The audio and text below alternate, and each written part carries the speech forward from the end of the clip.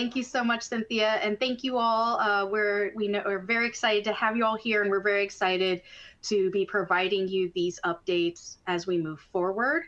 The goal of our presentation today is to provide you some of the latest and greatest news related to policy updates, as well as some system process updates and compliance reminders for everybody as we move forward.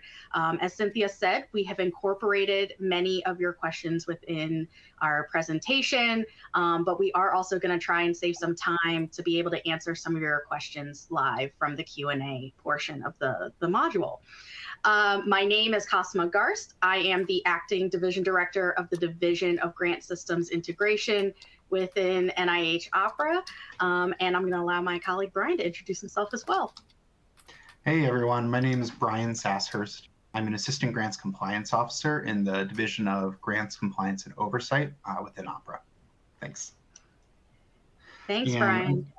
I'm going to go ahead and turn it over and transition to some policy updates, but I wanted to give this opportunity for Brian to go into some budget updates for us.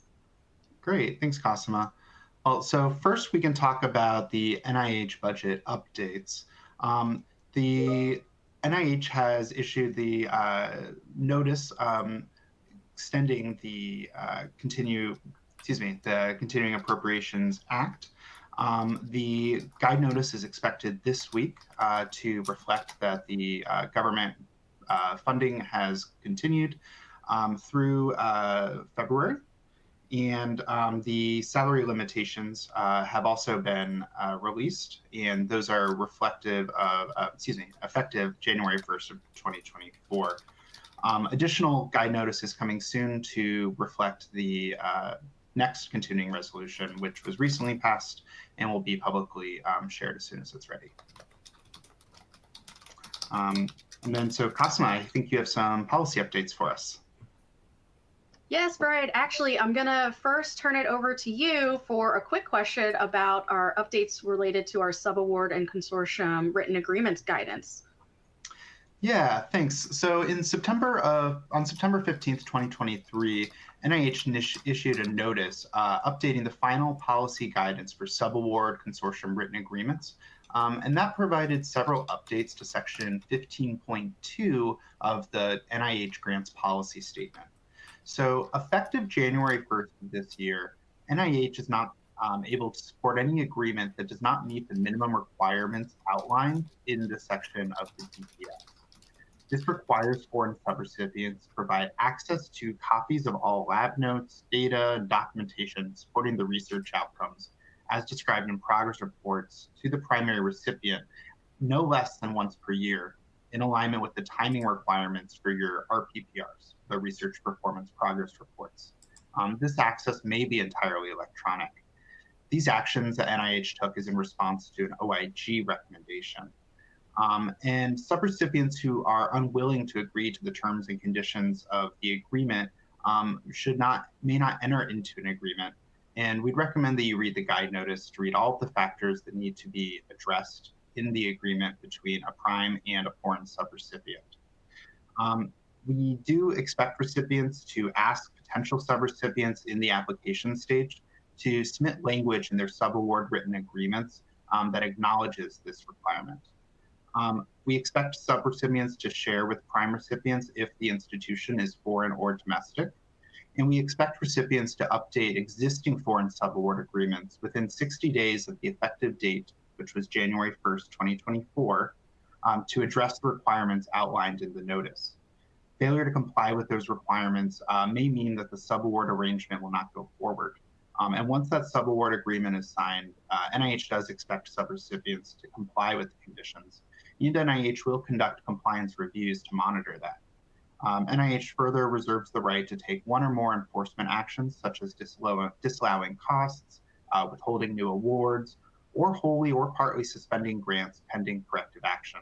And more information on how NIH takes enforcement action is also discussed in the grants policy statement, specifically in section 8.5. Cosima, you wanted to get into some small business information. Absolutely. So previously last year, we issued the notices that are linked on the slide, but in particular with the reauthorization of the Small Business Innovation Research, SBIR, and the Small Business Technology Transfer Research, STTR programs, there is a requirement that there must be a disclosure of all funded and unfunded relationships with foreign countries of concern as outlined within the linked document and form on the slide, and is required for all the owners and covered individuals. This involves also the establishment of an NIH due diligence program that is looking at these relationships and assessing them for any national security risk. This is effective with all SBIR and STTR applications that were submitted for due dates on or after September 5th of 2023. Now, the important thing that we did want to note for the community was that this is not a change to the eligibility for small business SBIR and STTR programs. It is specifically looking at whether or not a relationship with these countries of concerns exists, and that relationship poses a risk to national security. So it is not disqualifying a small business concern from being able to apply to these programs. It is specifically looking at that national security risk. Also outlined within that guide notice, as well as a clarifying guide notice that was published in November, NIH will not mitigate the security risks that are identified as part of the due diligence program, and you can refer to those notices for additional information about the process and the program itself. The other thing to note is that there are links on the form that is on the slide that also point to the definitions of those foreign countries of concern, as well as who the covered individuals are. These are all the senior key personnel that are identified in the application as part of that initial risk assessment. The other thing to note about this program is that recipients would then also be responsible for making sure and monitoring for those relationships and informing NIH if any of those updated to those foreign disclosures are occurring. So definitely take a look at that guide notice for more information, but we did just want to highlight that for everybody here. The slides also have links to the small business resource web pages that our small business office within OER does help maintain, and that's going to include some FAQs and some case studies around this area as well as a resource for the applicant community. I also wanted to transition to speak about our simplified peer review framework that we are instituting for NIH, the peer review process. Both this and the small business items we are going to be talking about a little bit more in the systems process update section as well. But for the simplified review framework, this is specifically effective for applications with due dates on or after January 25th, 2025. We have already announced through the guide notice that is on the slide that we are implementing a new framework to help simplify the peer review process for NIH research project grant applications. This is specifically related to, for phase 1, the activity codes that are listed on the slide. For our research project grant or RPG activity codes. This new framework is really designed to help streamline the process, particularly for peer review, to ensure that we're minimizing some of the burden of the things that need to be reviewed at that peer review process.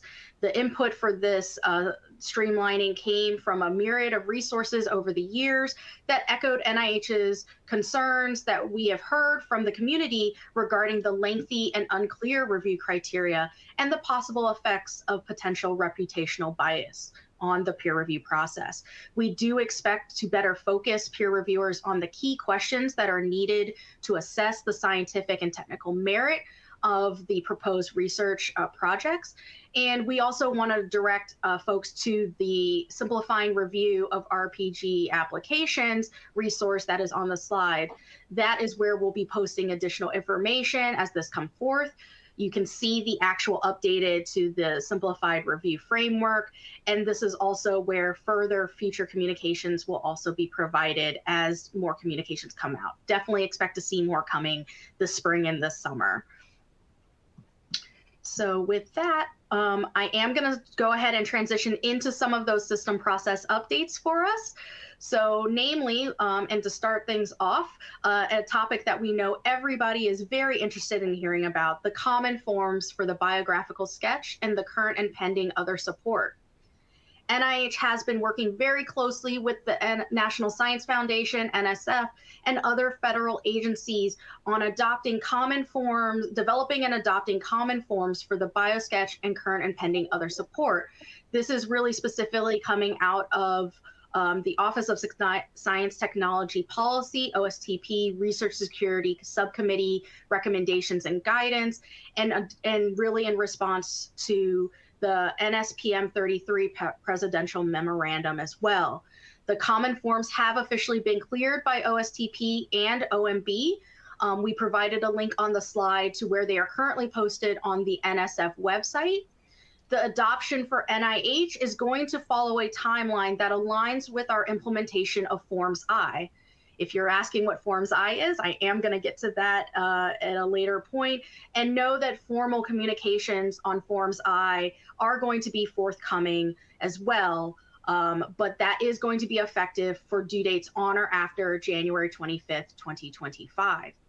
Specifically for the implementation of the common forms, we are going to, in the spirit of moving and expediting the adoption of these common forms, we are going to be implementing those and requiring them as of that January 25th, 2025 receipt date. Now, we also know that in addition to the importance of adopting these forms in order to implement and align with NSPM 33 and the OSTP guidance, we also wanted to expedite the ability to minimize and streamline the process and minimize some of the burden for our applicants and recipients. So we will be ultimately requiring the use of signed CV, and those templates will be available as early as we possibly can, but we're looking to implement the requirement for their use in May of 2025.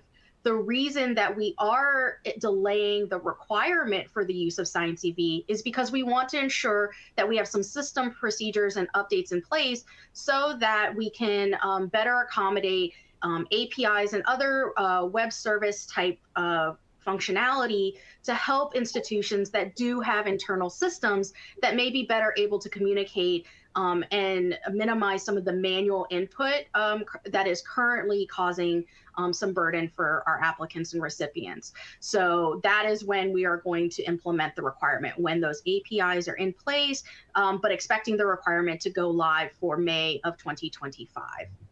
Again, formal communications are going to come out that are going to go more into detail. I know Michelle Bowles and others have been very dedicated to this effort, but I do also want to say that until NIH fully adopts those common forms, we do still require applicants and recipients to use the current OMB cleared NIH BioSketch and other support formats for applications at just in time and as part of any updates through the RPPRs and others. So that still maintains the current requirements for electronic signatures and supporting documentation that is required, and failure to follow the current approved formats may cause NIH to withdraw applications from or delay consideration for funding. We do have the very extensive FAQs linked on the slide, and the link noting the NIH Other Support and BioSketch inbox for any questions that you may also still have. But we are also going to be continuing to update those FAQs as we move towards the common form adoption. So definitely stay tuned. Cosima, I've seen a couple questions come in while you were talking about the other support, and a few people have asked if they can adopt the new other support definition now in advance of release of the new Forms I. That's a great question. So no, right now they still have to use the NIH current other support and biosketch formats as part of their submissions. We cannot accept the common forms at this time. However, we are going to be posting resources and information about all the NIH specific instructions or anything that is specific to the adoption of those common forms well before that January implementation date. So right now, still use the current approved formats for NIH and anticipate that transition over to the new forms for January. We wanted to make sure that this information was getting out as early as possible so that institutions can update any of their internal systems to also align with these new formats. But again, stay tuned, more to come. Okay. Thank you for that. So going back a little bit to that small business update that I mentioned earlier, in order to accommodate the submission of the new SBIR STTR foreign disclosure form, we have already implemented updates to the just-in-time section of the ERA Commons within ERA Commons. So that was implemented in this past November. So SBIR, STTR applicants will see the new section. And don't worry, I know the screenshot is small, but we just wanted to give you a flavor of that. We also have a link on the slide to the ERA Commons online help, which has zoomed in screenshots as well. But effectively, this will be a new dedicated section only for those SBIR, STTR applications to upload those disclosure forms upon the request from the awarding IC. So if your application was submitted to a due date on or after September 5th of 2023, and it has been requested by the NIH IC, then you'll update and post the disclosure form here. If the award is awarded, any post-award updates to the foreign disclosure forms must be submitted using the new ERA foreign SBIR STTR foreign disclosure request for additional materials or RAM functionality.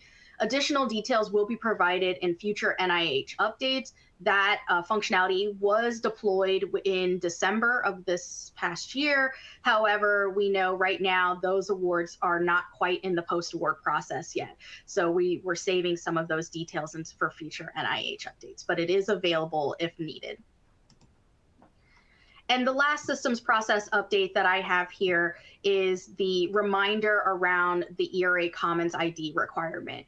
As you all should know, in 2022, we officially updated our requirements for all personnel that are named on the R&R Senior Key Person Profile form to require that a valid and NIH Commons, ERA Commons ID is entered into that credential field. Previously, to help ease the transition into this new requirement, we did implement a system validation at a warning level. If that field was blank or does not contain a valid ERA Commons ID, that validation has now officially been updated to an error now that this requirement has been in place for more than a year, and it is in place for all competing applications and submissions moving forward. Applicants are, as always, encouraged to check that their Commons ID account is active well before the due dates to give yourself plenty of time. And we've also linked to the registration and Commons FAQs that are available on our web pages, which also provide valuable information for folks that are looking to how to obtain a Commons ID if they may not necessarily be associated with a registered organization with ERA Commons. So we just want to provide that as a reminder and to let folks know that they will start to encounter that system error if that field is blank or does not contain a valid Commons ID, and all errors must be corrected prior to successful application submission. So Brian, I think folks have probably heard enough from me for a minute. I'm going to turn it over to you. Can you give us some compliance updates that you might have in store for us? Sure. Thanks, Cosima. Hi again, everyone. I'll go ahead and provide a few updates on some compliance items. So first up is single audits. NIH is enhancing its pre-award risk assessment procedures to review all institutions' single audit results, and we may take actions based on findings that were reported. As we do this retrospective review, some awards may be released before the review is complete. And those recipients will have a term added to their awards identifying that based on the outcome of the retrospective review, NIH may unilaterally take administrative action to safeguard NIH funds in accordance with Grants Policy Statement 8.5.1, which provides the guidelines by which NIH may modify terms of award. Once NIH does complete the review of single audits, additional terms may be added based on the specific risks that were identified by NIH. As a reminder, the single audit requirements, these apply to organizations that expend more than $750,000 of federal grant funding within their fiscal year. And those are the entities that are covered by the single audit requirements. There's a detailed table in the grants policy statement in section 8.4.3, and that identifies the source of the audit requirement as well as where reports should be submitted. For example, states, nonprofits, universities, nonprofit universities, they would submit their single audits through the Federal Audit Clearinghouse, whereas for-profit organizations, as well as foreign organizations that meet the threshold would submit their audits elsewhere. And all of that is discussed in the grants policy statement. Some recipients are eligible for what's called a program-specific audit. Generally, they're eligible if their only federal funder is NIH and they meet the single audit threshold. In order to engage in a program-specific audit, written prior approval from your funding institute or center must be obtained in advance. So I'd encourage anyone that may fall into that group to be considering that now and plan to request that prior approval well in advance. Next is regarding unilateral closeout. Just about a week ago, NIH issued a new notice regarding enforcement of unilateral closeout reporting in the System for Award Management, specifically in the responsibility qualification section. Through this, we are strengthening enforcement of long-standing closeout requirements that are outlined in Section 8.6 of the GPS. All NIH recipients, before they close their award, are required to submit 3 items: the final federal financial report, also known as the FFR, a final research performance progress report, which is called an FRPPR, as well as the final invention statement and certification. And within 120 days of the end of the project period, those 3 documents are required to be submitted in order to close the award. Without prior approval from the awarding institute or center for a delay in closeout, NIH will initiate unilateral closeout for any awards that fail to meet those requirements within 120 days. And then additionally, NIH will report all unilateral closeout actions as a responsibility qualification record in the entity's information in the System for Award Management retroactively. What that means is all entities have a record in SAM.gov, which is the System for Award Management. Previously, there was a system called FAPIS, which was used to record integrity information, and that's been integrated into SAM.gov. And so any unilateral closeout actions that NIH has taken since January 1st of 2023, those will be recorded into the recipient's SAM.gov information, specifically in the responsibility qualification section.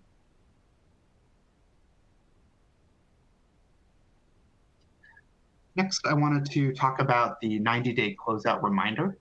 NIH recipients are required, as I noted, to submit a final federal financial report, the FRPPR, and the final invention statement within 120 days of the end of the performance period. Up until recently, well, this month, NIH has sent reminder emails to recipients at 10, 120, and 150 days after the project period end date. And starting this month, NIH has begun sending an additional closeout reminder email. And so we've added an additional notification at 90 days after the project period end date. And this started on January 11th. And these reminders are only going to be sent to recipients where there is at least one required closeout report that has not been submitted as of the date that the notification was sent. And this is an effort to ensure that everyone's fully aware of what's required and that something is still outstanding. So we'd encourage everyone to pay close attention to those notification emails if they come to you. Moving on, as I mentioned earlier, discussed the Federal Audit Clearinghouse. The Federal Audit Clearinghouse, also known as the FAC, has recently been transitioned from being housed at the United States Census Bureau to be under the service of the General Services Administration, the GSA. In fact, October 1 of 2023, the GSA launched a new website at fac.gov. And the FAC, the Federal Audit Clearinghouse, is where all nonprofits, universities, states, local governments, they would submit their federal required single audits to that website. And as this transition moves forward, there is a little bit of a staggered transition. And so all new single audit reports that have been completed since October 1st of 2023, those are all being submitted to the new FAC webpage at fac.gov. And that website has a full search feature, which allows members of the public to search for publicly available audits. All prior single audit reports from previous periods are uploaded to the old census website, and the old census website is still available to search historical data. The GSA has indicated that they expect the transition to be completed by the end of the year, when all audit reports and single audit data will be available through fac.gov. And then as a reminder, as I noted in a previous slide, for-profit and foreign organizations do not submit their audit reports to the Federal Audit Clearinghouse. Those audits are submitted through the HHS Audit Resolution Division, and all of that information is discussed in the NIH Grants Policy Statement. And so, Cosima, I think you wanted to get us started with some exciting policy reminders. Yes, thank you, Brian. So starting off with some reminders for everybody, certainly for some of our more newer folks and working with NIH, as well as some of our experienced colleagues.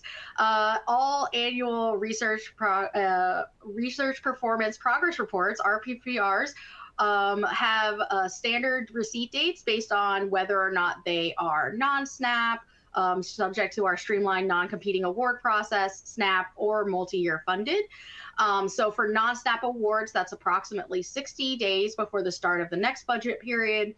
For SNAP awards, that is approximately 45 days before the start of the next budget period. And then for our multi-year funded awards, it is on or before the award anniversary date. We do have some searchable lists to determine which progress reports are due, and that resource is linked on the slide. The main, excuse me, I'm sorry, I hit that button a little too early. So the other thing just to keep in mind, it's the timely progress reports are particularly important because without providing that, we are unable to issue the subsequent non-competing award. So it's particularly critical to make sure that you get those timely progress reports in. One other reminder regarding financial reporting. So, of course, we have the requirements related to our federal financial report, and we also have some updated guidance regarding the returning of grant funds. NIH recipients who need to return grant funds in the payment management system for NIH grant awards that have ended, but the funds have not yet expired. This has been updated so that now if they need to return those funds on an NIH grant or subaccount, if the refund is $20,000 or greater, the NIH recipient must first submit a revised FFR and then post the refund to the PMS subaccount document if the funds have not expired and are reconciled and closed in PMS. Any and all refunds that are under $20,000 on the closed PMS documents should be sent directly to PMS with the instruction to post those funds to miscellaneous receipts. It's particularly critical to ensure that those FFRs are reconciled prior to submission, but this is how, if there is a need to return those grant funds, that you would do it based off those new thresholds. We also included on the slide instructions about how to refund grant funds in PMS. And we also have a great compliance resource on our grants and funding webpage under compliance resources, outlining the updated refund process for various scenarios that you may encounter. So Brian, I'm going to turn it over to you. Can you tell us a little bit about invention reporting? Yeah, absolutely. So as many people know, the iEdison system was transitioned from being within NIH through the ERA to NIST, the National Institute of Science and Technology, which is within the U.S. Department of Commerce. The new iEdison was launched in August of 2022. And as a reminder, reporting of inventions through iEdison is mandatory. So annually in your progress reports, specifically in section C4, recipients are required to identify any inventions, patent applications, and/or licenses that are resulting from the award. And as we've mentioned a few times now, the final invention statement is required to be submitted within 120 days of the project period end date. This statement must include all inventions that were conceived or first actually reduced to practice during the course of work under the grant or award from the original effective date of support through the date of completion or termination. And then failure to report all inventions could result in your organization's loss of rights in the invention or other actions as appropriate.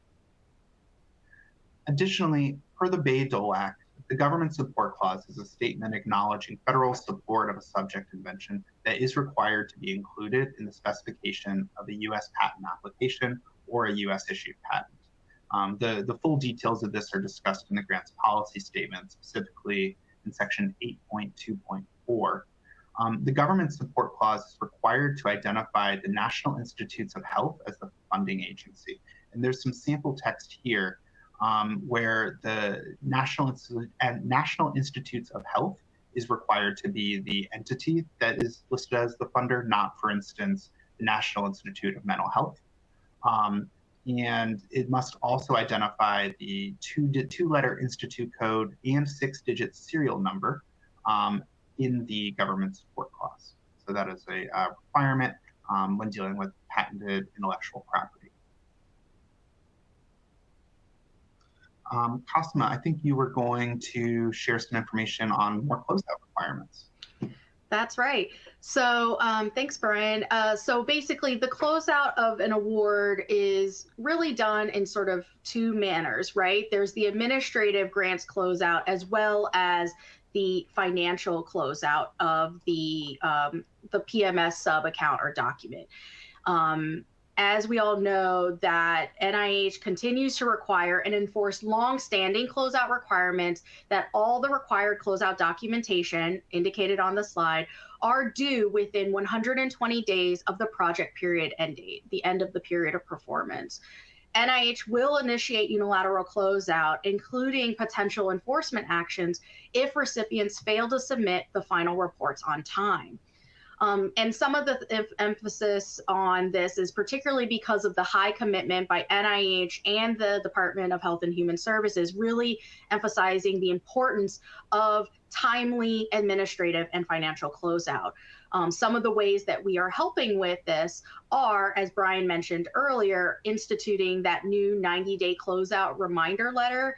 I did see some questions in the chat about who those reminders are sent to. They are sent to the authorized organizational representative and the other standard individuals that receive the ERA closeout notification letters currently. So just wanted to let folks know about that. And then moving on to the secondary part of this, that financial closeout reminder, another way that we are helping to remind recipients of their responsibilities in this requirement, beginning of November last year, our closeout support staff have started sending reminder email notifications to recipients who have final FFRs that are in rejected status, namely to make sure that when a revised final FFR, or excuse me, when a final FFR has been rejected, a revised FFR must be submitted in a timely manner in accordance with those closeout requirements outlined within the grants policy statement to ensure that all the administrative and financial closeout requirements are conducted within the required timeframes. This is also specified within the legislative citation that we provide on the slide as well. If there are any questions about the final FFR submission or financial closeout and guidance on the resubmission of those rejected final FFRs, please feel free to reach out to Opera's FFR Reconciliation and Financial Closeout Support Center team, and that resource is linked on the slide. Oh, excuse me. There we go. And lastly, that really brings us to the end of our main reminders. We did provide within the slide deck for you some commonly helpful resources. Of course, the entire NIH Grants and Funding webpage is a wealth and breadth of knowledge of policy citations, helpful tips and tricks, and application guide instructions. But we wanted to highlight a few areas for you that we know could be particularly helpful related to this presentation. And we also wanted to highlight some of the amazing listservs that are available to our applicant and recipient community. That is, you know, especially the NIH Guide for Grants and Contracts, where we are also sending out official notifications in our table of contents newsletter that goes out on Fridays related to the publication of grants policy notices, as well as our funding opportunities. And then also ERA news, you know, being able to get connected and learn about the different system developments and updates. All of these are really important. And lastly, the last listserv listed on the slide is a plug for our amazing communications and outreach team and our virtual NIH Grants Conference and events. Please sign up and subscribe to updates so that you can learn about events like these and our future virtual NIH Grants conferences, where we will continue to provide these types of updates and other ways to connect with NIH staff. And lastly, I'll just leave on this slide, we have our points of contacts within Opera with the different teams, depending on the types of questions that you may have, even after this update presentation. But I'm going to go ahead and start transitioning into some of the other questions that we received prior to the event starting through your registration questions. So with that, Brian, I'm actually going to turn to you. Can you tell us a little bit about when the new NIH Grants Policy Statement is going to be published? Doesn't that usually come a little bit earlier in the fiscal year? Yes, usually it does come a little earlier. However, many of you are likely aware that 2 CFR 200, the uniform guidance for grants and contracts, well, for grants throughout the federal government, that is actually being updated. And so we will be republishing the updated grants policy statement right after 2 CFR 200 is updated. And I think we're expecting that to be in the March-April timeframe. And there will be a guide notice issued around that time to make those edits to align the updates and publish the grants policy statement. And then I also have a question for you, Cosima. Where can I learn the basics of application preparation and submission? This is in particular for the folks that are a little bit newer to our NIH grants application process. This is a great point. So the NIH Grants and Funding webpage, as I mentioned, has a wealth of resources, including links to presentations specifically about application preparation and submission. And I even created a slide here that specifically speaks to that. So definitely check out this webpage. It not only covers the basics of applying to NIH grant funding opportunities, but also has the How to Apply application guide, which talks about all of our different submission policies, how the process works, learning about what kinds of validations your applications will undergo, as well as the individual form instructions themselves. And as I mentioned before, we have some presentations that are available that myself and my colleagues in ERA have provided related to how to actually apply and how your application will go through the processing through grants.gov all the way to NIH and ERA Commons. And things like that. And also check us out at the NIH Grants Conference, where we also provide those same presentations. Great, thank you. And then I also wanted to ask you, Cosima, about everyone's favorite topic, the data management and sharing plan. So how would a recipient request changes to an approved data management and sharing plan? That is a great question. So as we all know, and that is effective with the implementation of the 2023 NIH Data Management and Sharing Policy, the approved data management and sharing policy plan, for funded awards are required or become a term and condition of the award. This means that recipients are required to submit a timely formal prior approval request to the funding NIH ICO if there is a need to update those plans.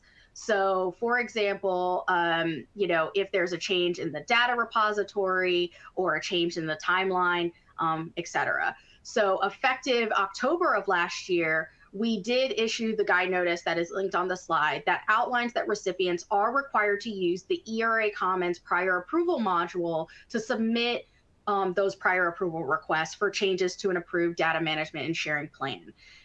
Within the functionality in that module, the recipients must select prior approval, other request type, and then the specific instructions are outlined within the guide notice in terms of providing the revised plan, the justification for the change, the effective date, and so forth. And again, as I mentioned, if revisions are necessary, and this includes things like the new scientific direction or that new data repository, those should be updated by the recipients, and then they must be reviewed and approved by the NIH ICO, in which the new plan will become a part of the terms and conditions of the award. All the requests for this, all the prior approval requests must be submitted by the authorized organizational representative. So this will be a user with the signing official role in ERA Commons at least 30 days in advance to the requested change. But bear in mind that the currently approved DMS plan will still remain in effect for the award until the request has officially been approved by NIH. Brian, I think I wanted to turn it over to you. And there were some questions about who should recipients contact if they're having issues submitting their FFR in the payment management system. Yeah, and I think I saw a few questions regarding this in the chat, which is moving quite quickly. And really the answer is these questions should be sent to the PMS service desk, which is through the FSD, the Federal Service Desk. And they would be escalated with your PMS account liaison. There's a website at PMS's website where you can locate your account liaison, and any issues with data on the FFR, that should be directed to the ERA service desk, because the data for the creation of the financial report comes from the ERA systems. And then any other issues should be directed to OPERA, specifically the FFR Center, which provides service to financial reports. So really, just to clarify, there are 3 primary tasks, and they would all go to different places. So if there's account access problems, you would reach out to PMS, the service desk. If there are issues about the data on the FFR, that would go to ERA and their service desk. And if it's something else, then you would reach out to OPERA through the FFRC. And I believe contact info for that is on our contact info slide, which will be displayed at the end of this presentation. And then, Cosima, who should someone contact if the dates on their final FFR and PMS do not reflect an approved no-cost extension? Thanks, Brian. Yeah, and we've definitely gotten this question a lot. Sort of as you mentioned, the things like the dates are originating from ERA grant systems.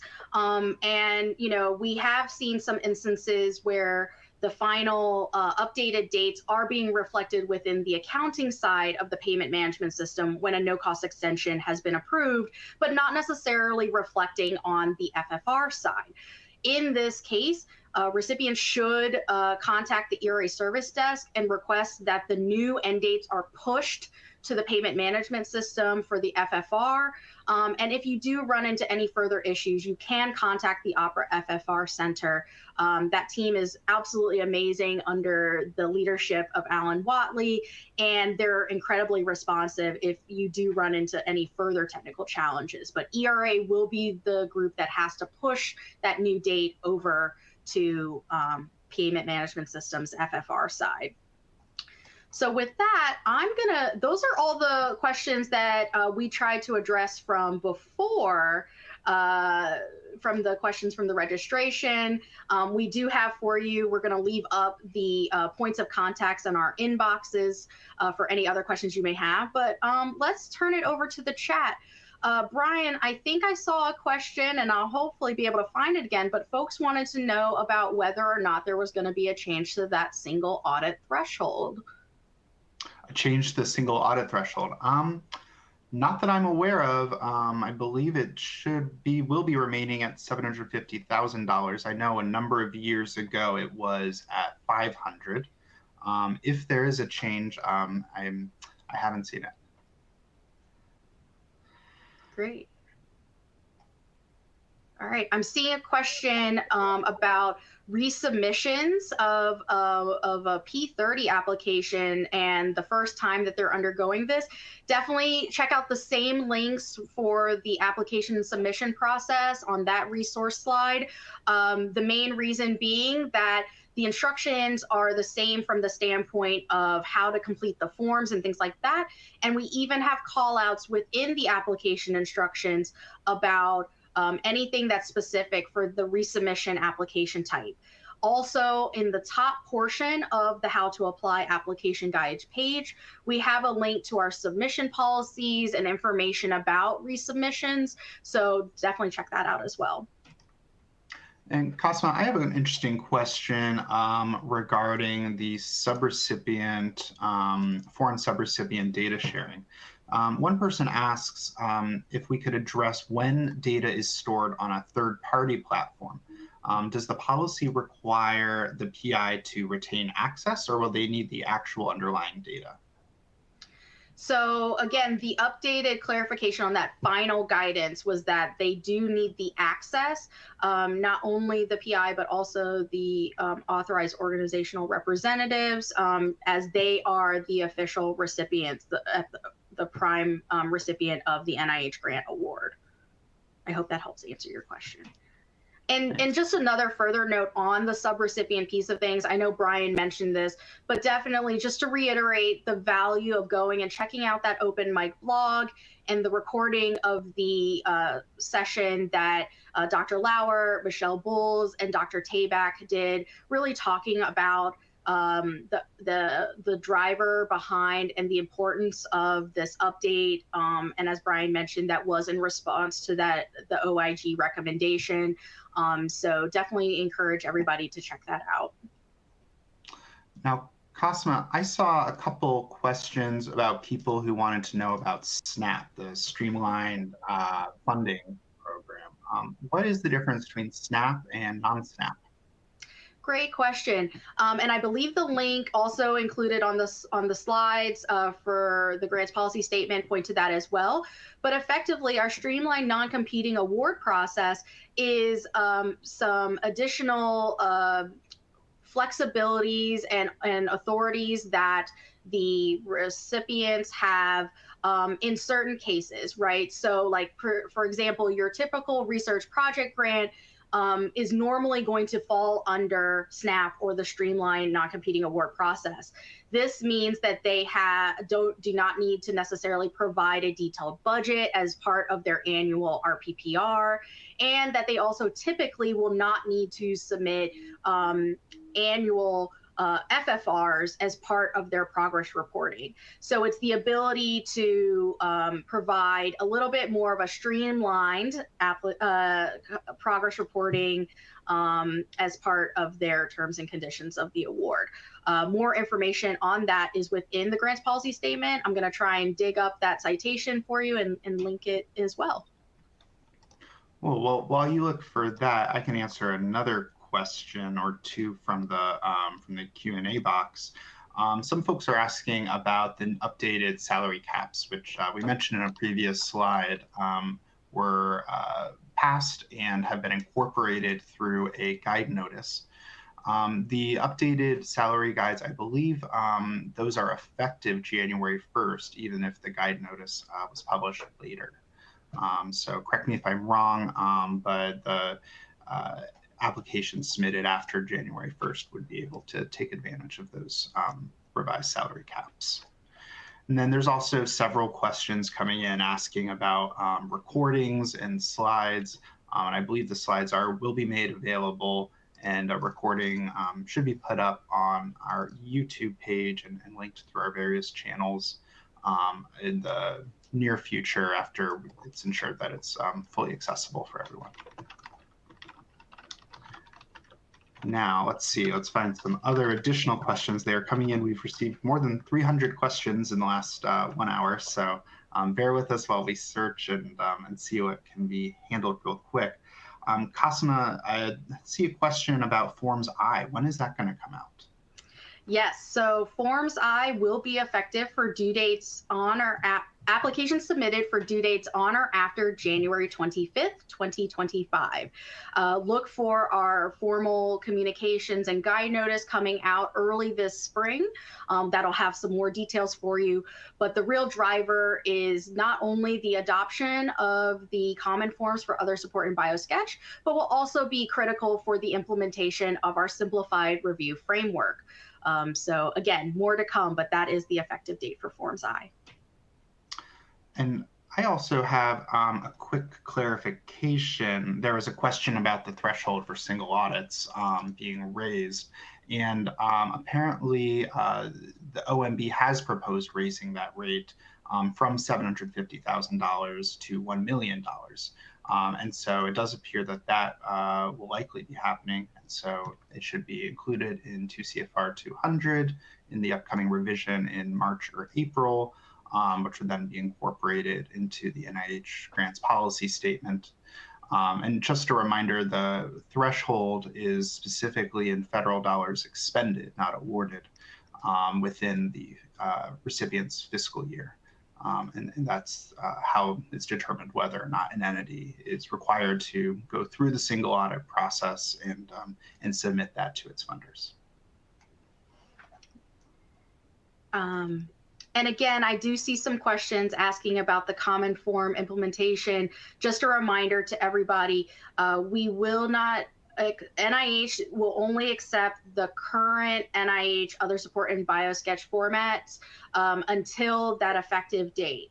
So please continue to use the current approved NIH other support in BioSketch formats until Forms I and the formal adoption.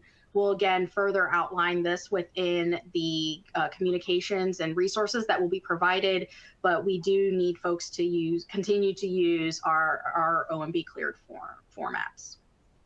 Thanks. I've seen a few questions coming in regarding the final invention statement. People asking, if their project did not have any inventions, are they still required to submit the final invention statement? And the answer is yes. Even if there are no inventions, you are required to submit that final invention statement as part of your closeout package.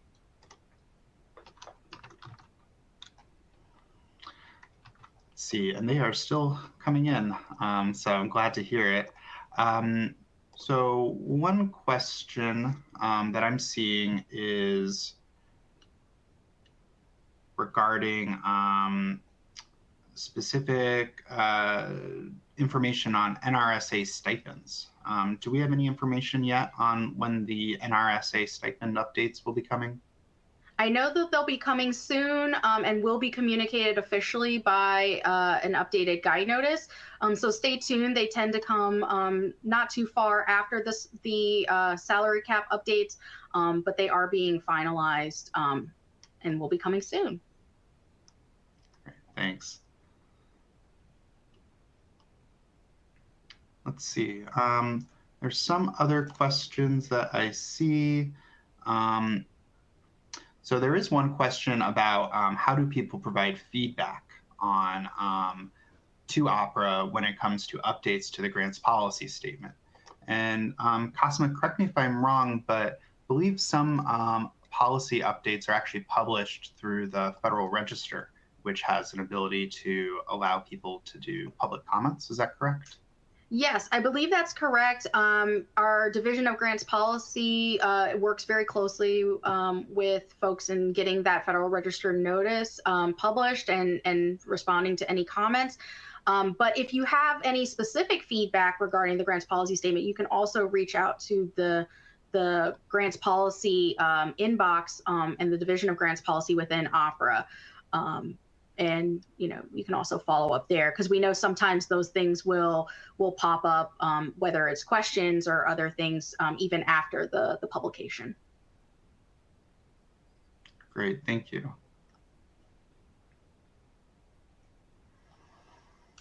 I think I see a couple of questions about some of the I believe the parent T32 renewal and other parent announcements.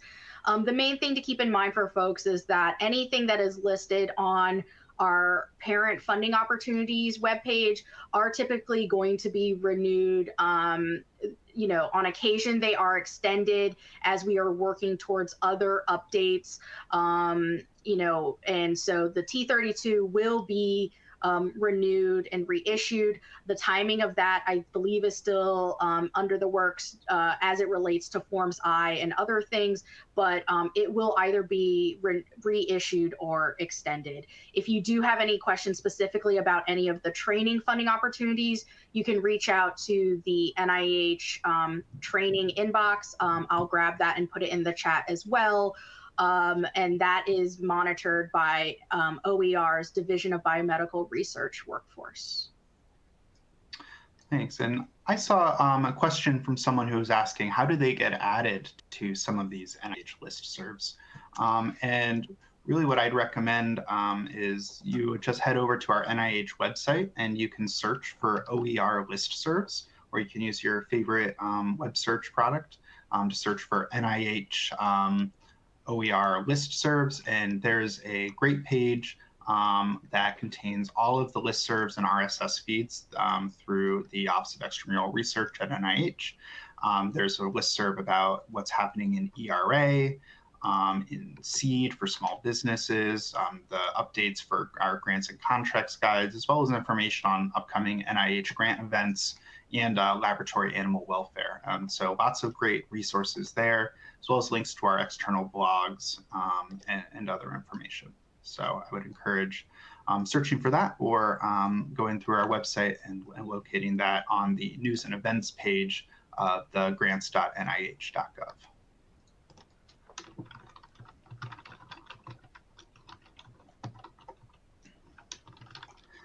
See what else we have. I've seen several people, I don't know if we will have an answer for it, Cosima, but several folks have asked about the $500,000 annual cap on common grants. This person says that the salary cap has been increasing, but not the overall cap. And it's a common question from faculty. Is there anything we can share? I'm not specifically aware of any plans to change the current cap. I know the existing procedures do exist regarding requests to, receiving prior approval to exceed that cap. So please refer to those existing application instructions on the How to Apply webpage, but I'm not aware of any current efforts to change that. Thanks, Cosima.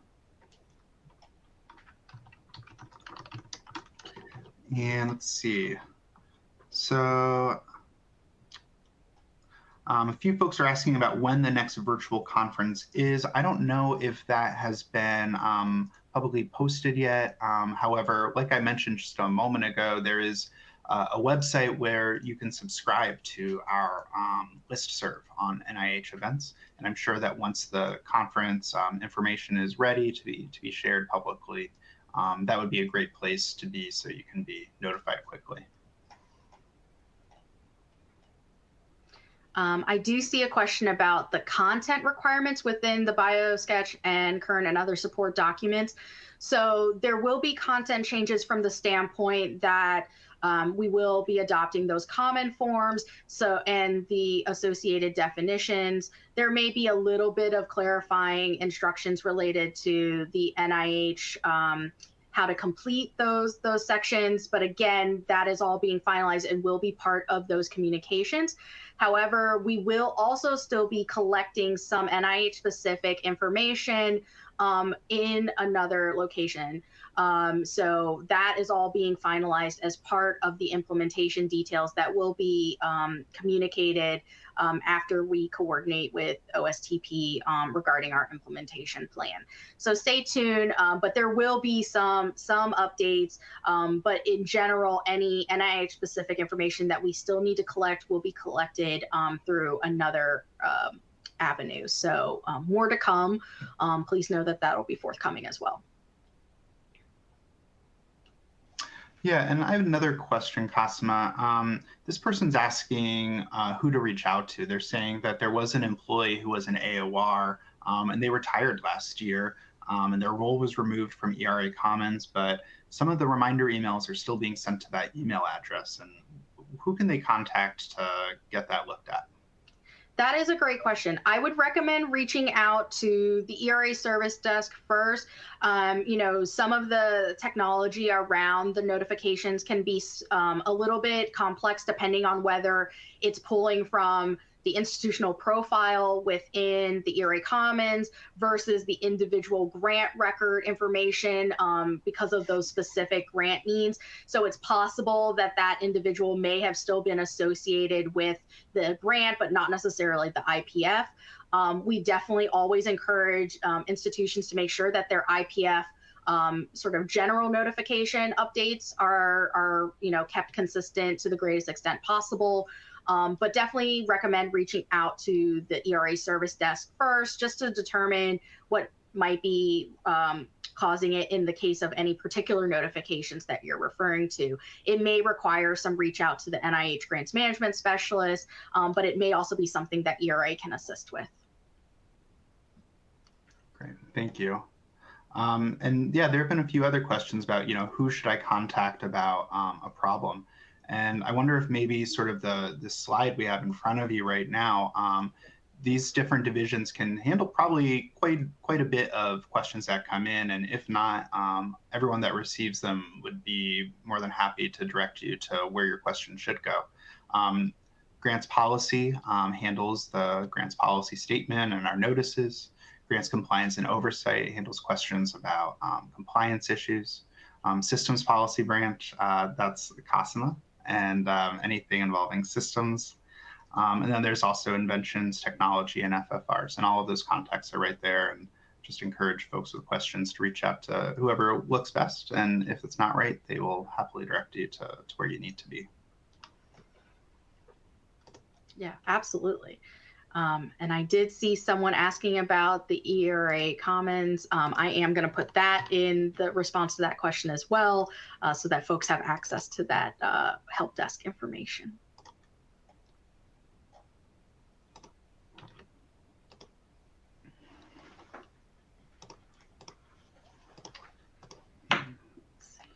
Well,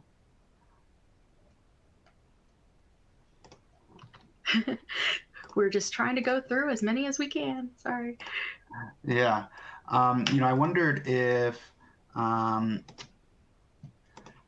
so there's someone who is asking about biosketches, and, will the new biosketches and other support, will they be released at good timing before critical deadlines, or is there going to be a grace period where we'll be accepting the new and the old formats? No. So really to make sure that we are, adopting those new common forms really within the spirit of all the efforts around the NSPM 33 and OSTP guidance, as well as just, the real desire to try and come up with those interagency Fed-wide consistencies, that we also adopt those as soon as possible. So we are going to have that cutover, but that's also why we are implementing our communications and some of those resources as soon as possible to help ease that transition. And like I said, particularly around making sure that any institutions that might have internal systems that need to be updated will have the opportunity to do so. So we're going to get that information out as soon as possible and be communicating, but we are going to require them effective the January 25th receipt dates and beyond. I want to pause for just a minute because we wanted to check on, we had some scheduling with our ASL interpreters. Cynthia, should we go ahead and plan on wrapping it up due to that? I know.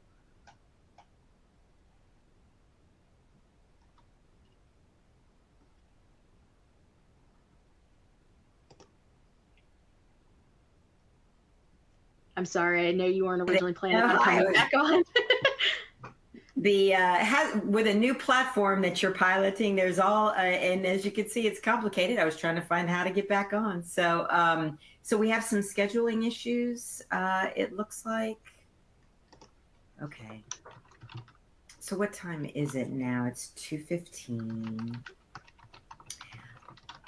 I would say let's go ahead and I will leave it up to you, but we can go ahead and go on without our ASL interpreters, and we will have captioning. We will have the transcript available in 7 business days. So we have I was just typing in the chat, we have almost 400 questions have come in. So if I'd say let's just keep on answering questions for a little bit. Is that okay with you too?